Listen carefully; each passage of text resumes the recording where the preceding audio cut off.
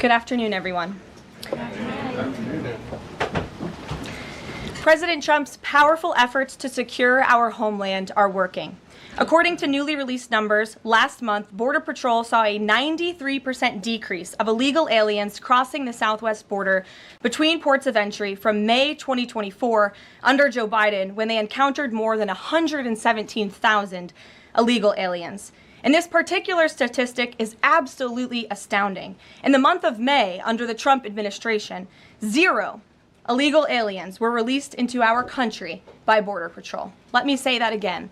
Not a single illegal alien was released into the interior of the United States of America last month under this administration. Let's contrast that to Joe Biden's failed leadership, where immigration officers were wasting their finite time and resources processing dangerous illegal aliens for release into the United States.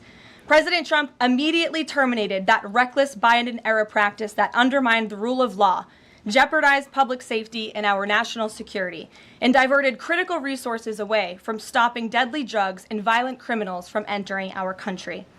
That's the reason why not a single illegal alien was released into the interior of the United States in the month of May. And as a result, we now have a border that is reaching unprecedented levels of operational success. The efforts by President Trump to stop the illegal immigrant invasion and secure the border in this short amount of time represent one of the greatest achievements by a presidential administration in the history of our great country. With illegal entries being overwhelmingly halted, the Trump administration is dramatically ramping up efforts to arrest and deport all of the millions of criminal illegal aliens that Joe Biden let into our country over the past 4 years. President Trump has directed all of our ICE officers to do everything in their power to carry out the single largest mass deportation operation in history. Illegal criminals who are hiding in America's largest so-called sanctuary cities will be increasingly targeted for removal. Radical Democrats will no longer be allowed to shelter illegals who threaten public safety as part of their cynical efforts to expand political power, drain the American taxpayer, and artificially lower wages and steal American jobs. ICE officers are courageous heroes, upholding the rule of law and keeping our citizens safe. And they have the full and unwavering support of this president. In economic news, President Trump's pro-growth agenda is delivering for the American worker.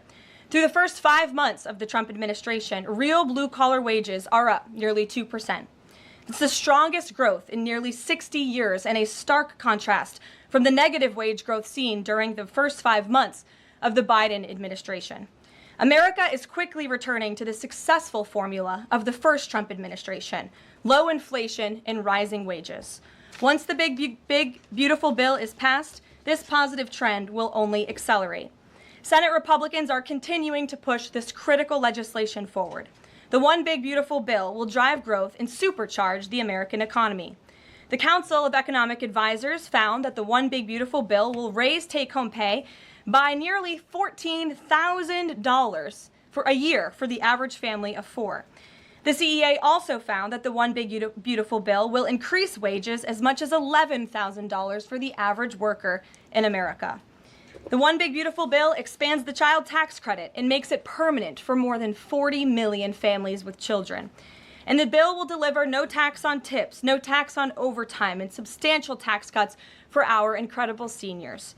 Simply put, the One Big Beautiful Bill is a massive win for middle-class Americans. When nearly 80 million Americans sent President Trump back to this White House, they were doing so expecting these popular policies to be enacted. Republicans in Congress have a mandate to deliver, and President Trump demands they send this historic bill to his desk for signature by Independence Day, July 4th. The American people are fully behind President Trump. According to brand new polling from Insider Advantage, a clear 54% majority of Americans approve of the job President Trump is doing. That's because this president is keeping his promises and taking action every day to improve their lives. And passing this bill will help fulfill a number of President Trump's core campaign promises. Now, regarding the ongoing situation in Iran, I know there has been a lot of speculation amongst all of you in the media regarding the president's decision-making and whether or not the United States will be directly involved. In light of that news, I have a message directly from the president, and I quote, "Based on the fact that there's a substantial chance of negotiations that may or may not take place with Iran in the near future. I will make my decision whether or not to go within the next 2 weeks. That's a quote directly from the president for all of you today. So we'll kick it off for questions here in our new media seat. We have Eli Lake from the Free Press. Eli, go ahead. Thanks so much for having us. Thank you. The Free Press. The decision to extend the, delay in enforcing the TikTok ban. Sure.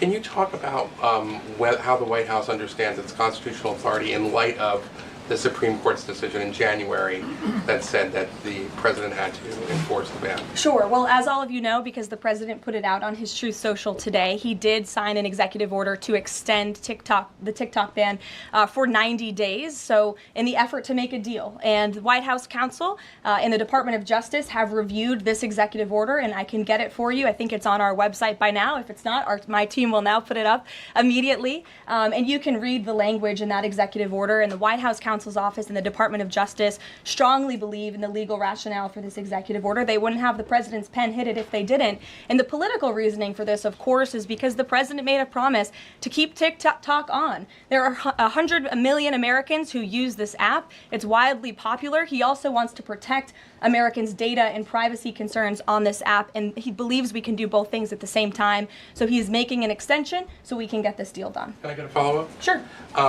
A few weeks ago, Tucker Carlson reported on a meeting between the president, Mark Levin, and others at the White House.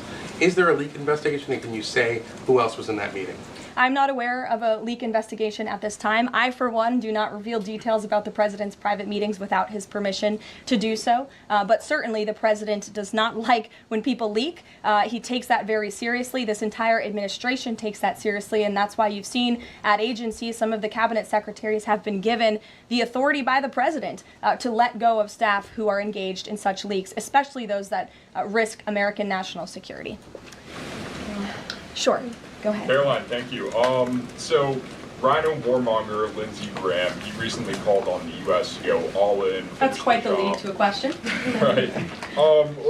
What's your message to everyday Trump supporters? Not the Tucker Carlsons or other big names, but everyday Trump supporters, grassroots who voted for President Trump to stop the wars, rejected this in the primary, going into another war with voting against Nikki Haley, and they want to see non-U.S. involvement in this war. What's your message? Trust in President Trump. President Trump has incredible instincts, and President Trump kept America and the world safe in his first term as president in implementing a peace through strength foreign policy agenda. And with respect to Iran, nobody should be surprised by the president's position that Iran absolutely cannot obtain a nuclear weapon. He's been unequivocally clear about this for decades, not just as president, not just as a presidential candidate, but also as a private citizen. In fact, I have some quotes for you. In 2011, President Trump said, America's primary goal with Iran must be to destroy its nuclear ambitions. We cannot allow this radical regime to acquire a nuclear weapon that they will either use or hand off to terrorists.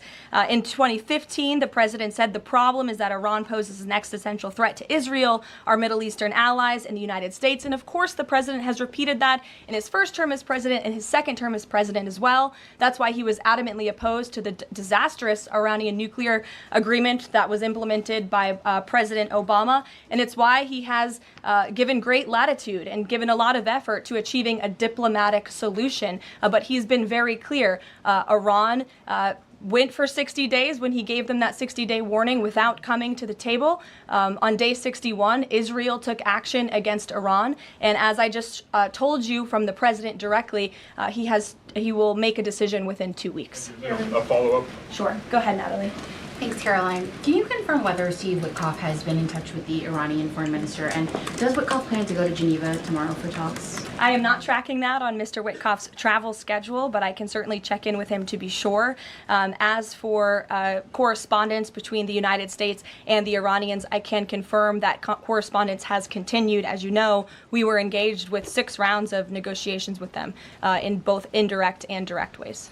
Thanks, Kelly. Just to clarify the president's statement just now, when he says that he'll make a decision in the next 2 weeks, is he saying that if Iran does not come back to the negotiating table within the next 2 weeks, that the president will strike? The president is saying that he will make a decision whether or not to go within the next 2 weeks. It's very clear and direct. And is he seeing any signs of progress? He obviously is holding out hope for negotiations, but is he seeing any inklings of progress that give him that hope that talks are still possible? Well, that's why he said in the statement that I just read for all of you, based on the fact that there's a substantial chance of negotiations that may or may not take place with Iran in the near future, he will make that decision within the next 2 weeks. What makes him think there's still a substantial chance, is my question. I'm not going to get into the reasoning and the rationale the president believes that, but that's his position, and he will make a decision within the next 2 weeks. Caroline. Sure. Thanks, Caroline.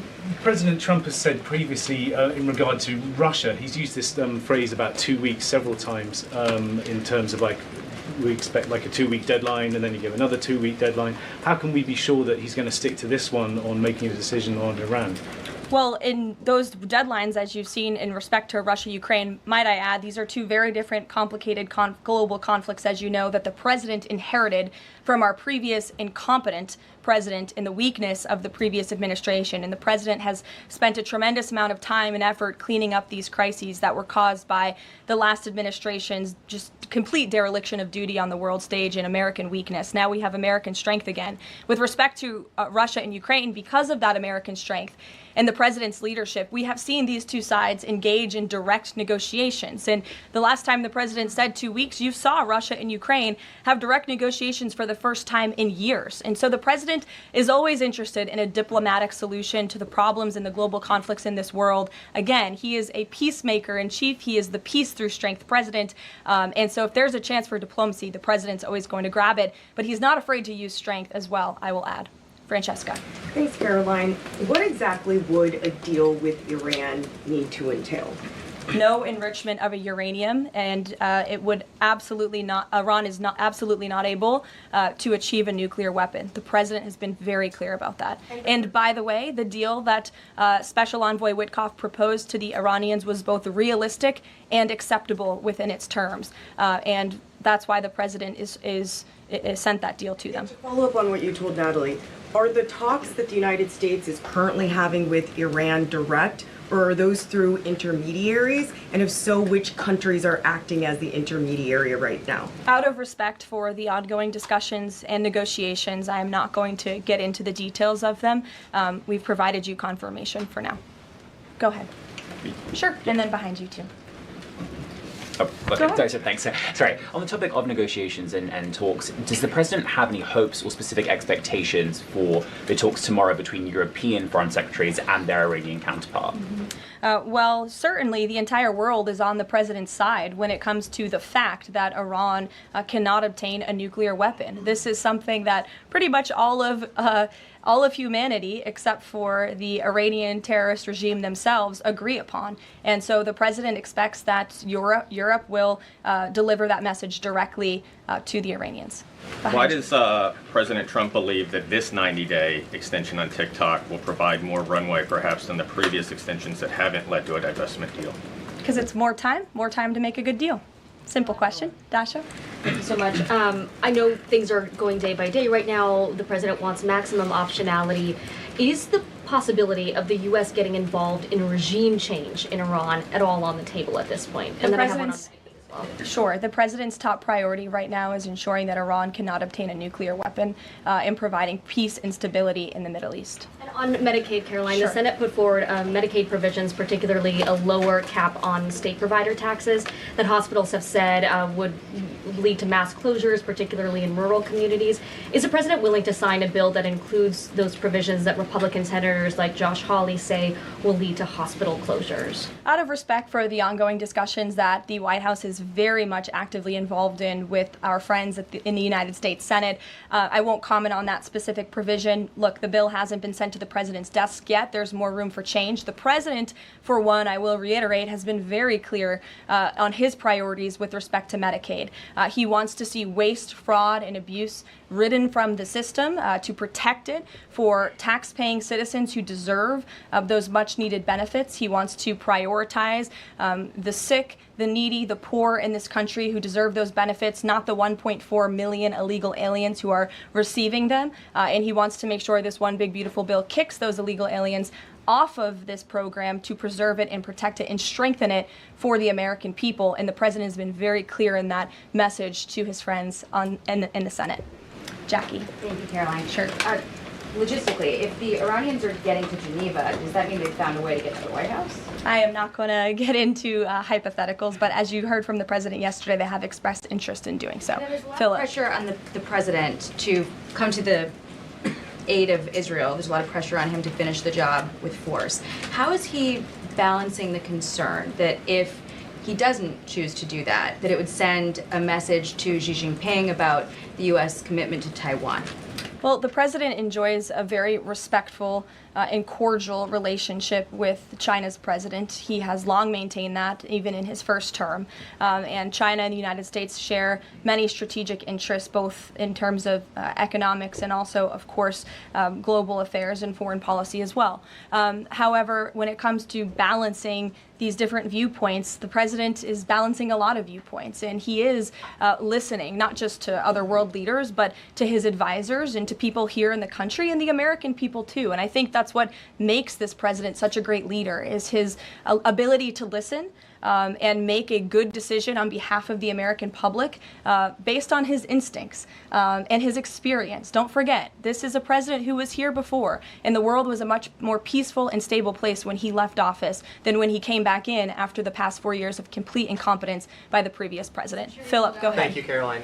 Two quick questions. When the president says Iran is very close to a nuclear weapon, is he relying on U.S. intelligence or intelligence sharing from an ally to make that assessment? It is a fact, and the United States government maintains this fact, that Iran has never been closer to obtaining a nuclear weapon. And then if the U.S. were to take some type of military action, would the president go to Congress to seek war authority? I'm not going to engage in hypotheticals. I gave you the statement from the president. He'll make a decision within 2 weeks. Thank you, Caroline. Sure. Go ahead. Thanks, Caroline. Mary and then Elizabeth. Two questions, one on Iran and then the second on something Jasmine Crockett said this morning. So given that we know the Iranian government did order an operative to assassinate the president, is there concern that Iran might respond with non-traditional military ways to some kind of strike on Iran, such as another assassination attempt? And has the Department of Justice looked into this last attempt on the president's life? I believe Secret Service and the FBI have looked into the 2 assassination attempts that took place against the president, both of which were sad days in our nation's history. So I would defer you to the Department of Justice on where those investigations stand. But as for your question regarding Iranian retaliation, I'm not going to engage in hypotheticals again, but I can assure the American public and the world that this administration is prepared and ready to defend American interests and assets, not just in the region, but here on our homeland as well. Thank you. And then really quick on Jasmine Crockett, she said, I believe, that Trump supporters are mentally ill before calling for bipartisan support against the president. Can you respond to that, especially considering she's a rising star in the Democrat Party right now? She is a rising star. It's quite something to behold, actually. I hope that she continues to be a rising star for the Republican Party, at least. I think it's incredibly derogatory to accuse nearly 80 million Americans of mental illness. The last time I checked, Jasmine Crockett couldn't dream of winning such a majority of the public as President Trump did. And the America First movement, which President Trump has built, is filled of hardworking patriots, the forgotten men and women, business owners, law enforcement officers, nurses and teachers, and middle America, as we all know, from where you all grew up, outside of this beltway. That's who makes up this president's movement. And Jasmine Crockett should go to a Trump rally sometime and she can see it for herself. Jennifer. One on North Korea and one on China. Sure. On North Korea, they launched some rockets into the ocean today. What does the White House make of that? Do you read any meaning into that timing of that launch? And then on China, do you have any reaction to Xi Jinping's offer of intervening in Iran diplomatically? And are you seeing any signs that China would get involved militarily to support Iran? I don't believe we're seeing any signs of that at this moment in time. As for Xi Jinping's offer, I will leave it to the president to respond to that himself. As for your question about North Korea, we are monitoring the situation. The Trump administration is in close contact with our new South Korean counterparts as we work together to deter our adversaries and preserve a free and open Indo-Pacific. And no matter where, our adversaries and our allies alike know that President Trump will not tolerate threats against our interests on his watch, even as he works to resolve the wars that he inherited. Alex, go ahead, and then I'll come to you. Thank you. Is the president concerned about the economy if farms and hotels, et cetera, struggle to find workers? The president's always concerned about the economy. That's on his mind every day. He wakes up, he checks the markets, he checks wage growth. As I pointed out, it's a record high today for middle class and American workers. So the president's always wanting to ensure that we have a strong and robust economy for the American people and worker, and we do. As for the specific concerns regarding jobs, look, the president has made it very clear we need to remove public safety threats from the interior of our country, and that remains the focus and the priority of this administration when it comes to deportations, no matter where somebody works. If they're an illegal alien rapist or murderer that was allowed into this country in the past 4 years by this administration, the American people want those types of criminals to be deported from our country, and that's what the president is backing ICE to do. Thanks. There was an apparent skirmish between the Chinese and the Philippines in the South China Sea. Just curious if you had any reaction to that, and if the steps you're taking towards the Middle East right now are reducing your capacity to deal with that situation. I believe that happened as I was preparing and coming out here, so we'll get you a response to that. Certainly we have one, and our teams are always monitoring situations all around the globe. Okay, and then one more just on Iran. Just over the past 24 hours, we've seen some Israeli strikes on Natanz, Isfahan, and Kondab nuclear facilities. Is there any assessment just of how effective or what the result of those strikes will be? What I can share is that the IDF and Israel, I think, have exceeded a lot of people's expectations in their ability to really hinder Iran's nuclear facilities, but also they've taken out key people in the Iranian regime's leadership as well. So this is something, of course, we are monitoring and watching every day, and the president was just in an intelligence briefing. He continues to be briefed by his National Security Council, and he will throughout the duration of this war and conflict. And he also remains in constant communication with our Israeli counterparts, most notably Prime Minister Benjamin Netanyahu. Kristen. Thank you, Caroline. We have heard from a number of U.S. officials who say that Iran doesn't want to make a deal, that they are just stringing the United States along. What is to say that they are not going to continue to do so if we continue to give them extensions, now 2 weeks before 60 days? Look, Iran is in a very weak and vulnerable position because of the strikes and the attacks from Israel. And with respect to the president's statement, I shared that with all of you. And he has been very direct and clear. Iran can and should make a deal. We sent a deal to them that was practical, that was realistic, or they will face grave consequences. Why is Steve Witkoff not participating in the talks this week? I can ask Mr. Witkoff why he is not. Thanks, Caroline. Does the president object if Israel attempts its own operation against Fordo in the next 2 weeks? I won't decide that for the president, nor will I share that here. I'll let him speak to that. And then just another one. Iran is apparently warning Europeans that if struck by the U.S., it may withdraw from the nuclear proliferation treaty. That would result in throwing out inspectors and taking the program dark. What does the president think of the value of having Iran as a full signatory of that treaty? Well, that's reckless rhetoric, but I understand the Europeans are meeting with the Iranians tomorrow, so we'll see how that meeting goes. Just one more on Juneteenth. Does the president plan to commemorate the holiday today or make any comment on it? I'm not tracking his signature on a proclamation today. I know this is a federal holiday. I want to thank all of you for showing up to work. We are certainly here. We're working 24/7 right now. Nikki, go ahead. Actually, that was my question. Will he plan to mark Juneteenth in any way, either today or with an event later on, maybe next week? Sure. I just answered that question for you. Go ahead. Thank you very much, Caroline. The fact that this president is giving some time and space for diplomacy, another 2 weeks, does it mean that the president is trying his best to avoid a direct conflict with Iran? I think the president has made it clear he always wants to pursue diplomacy, but believe me, the president is unafraid to use strength if necessary.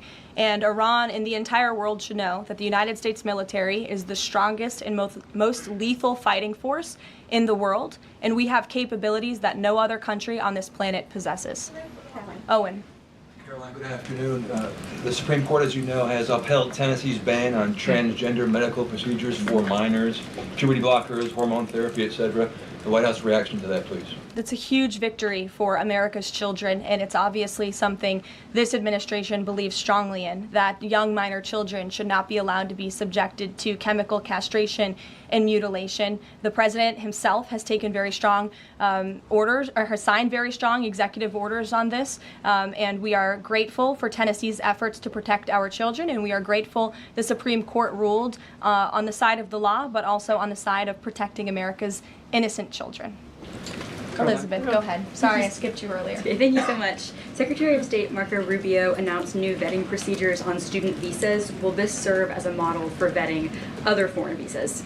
For all foreign visas, yes. As you know, the president signed an executive order, I think it was one of the first he signed in the first week, to strengthen our vetting requirements and our vetting system here in the United States for all visas. He directed the Secretary of State to do that. There was a pause in some of that vetting, as you all know, recently, especially with respect to students from some certain countries. But the vetting has continued, and it's stronger than ever before. As for specifics on how the vetting process has changed, I would defer you to the Department of State. As you know, they're in charge of things like that. Thank you. To what extent is this 2-week delay with Iran the result of interventions by the likes of Tucker Carlson, Marjorie Taylor Greene, or the entreaties of European leaders who want a de-escalation? Look, the president hears all voices across the country, and he makes decisions based on his instincts. And he has always said diplomacy is his first option. And is he still planning to attend the NATO summit next week? He is, yes. We will be departing from Washington on Monday morning, and hopefully we'll see some of you there. Kayla. Thanks, Caroline. Oil prices have been spiking over the last week. Is the president watching the oil market, and is that factoring into his decision-making in the Middle East? Again, as I said to, I think, Alex's question previously, the president is always watching, and this administration is doing more than any in history to bring oil prices and gas prices here at home down for the American public. They have been plummeting since President Trump's inauguration because of the executive action and the federal action this administration has taken on the home front. But yes, of course, he's paying attention and monitoring that. But as for whether it's weighing into his decision, there's a number of factors that, of course, are, and as I said, he will make that decision in the next 2 weeks. Can't reiterate that enough. Ouija. Caroline, thank you. With regard to a potential deal, Iran has said it will not negotiate under duress. Does the president believe there should be a ceasefire in these next 2 weeks as the U.S. tries to broker a deal? That's not what he said in the statement he dictated to me, so I won't get ahead of the president or add anything additional to the statement that he gave me the liberty to share with all of you. And then just to follow up on how close Iran is to a nuclear weapon, can you clarify, when the president said a few weeks away, did he mean obtaining enough enriched uranium to start building a weapon, or did he mean Iran is a few weeks away from completing the production of a weapon? I'm glad you asked that, Ouija. It's an important question, and it's one, frankly, the media has been getting wrong. Let's be very clear. Iran has all that it needs to achieve a nuclear weapon. All they need is a decision from the supreme leader to do that, and it would take a couple of weeks to complete the production of that weapon, which would, of course, pose an existential threat not just to Israel, but to the United States and to the entire world. And that is something that the entire world, including countries like Russia, is in agreement with, that Iran should not and cannot obtain a nuclear weapon. And that's why the president believes that, and he's believed that, again, not just his political career, but frankly, his entire life. So it sounds like it's the former, just to be clear. Correct. They have the components. Okay, Correct. thank you. Michael. Caroline, as we look forward to the NATO summit next week, Spain right now is threatening not to oblige the president's request for all NATO countries to spend at least 5% of their GDP. Does the president take issue with this, with Spain right now? I didn't see Spain's comments. I'll make sure the president sees them, and I can assure you he wants to see all European countries pay their fair share and meet that 5% threshold. It's only fair considering the American taxpayers have given a significant chunk of money to the tune of billions of dollars to support our mutual interests and our assured defense. So I will let him speak to that, but he's made his priorities for our European allies quite clear, including Spain. Thank you, Caroline. One last question. When it comes to the president's position on foreign policy in general, is there a phrase that the White House has coined? Is there a Trump doctrine? Does the president like to talk about this? Anyone here in the White House talking about this? And if so, if there is something akin to a Trump doctrine, how would you define it? America first, always. And with that, I think I'll leave you. I know there's a lot of news in the world right now. As you know, our team is always here to answer your questions, and the president, I am sure, will take more questions from you guys at some point this week, as he always does, in the effort of transparency. I appreciate your being here on a federal holiday, and we'll see you later. Thank you.